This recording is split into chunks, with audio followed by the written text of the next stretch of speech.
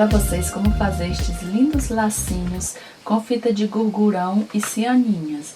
Nós vamos precisar como material para cada laço vão ser um pedaço de 55 centímetros por 4 de largura, que é para fazer esta parte.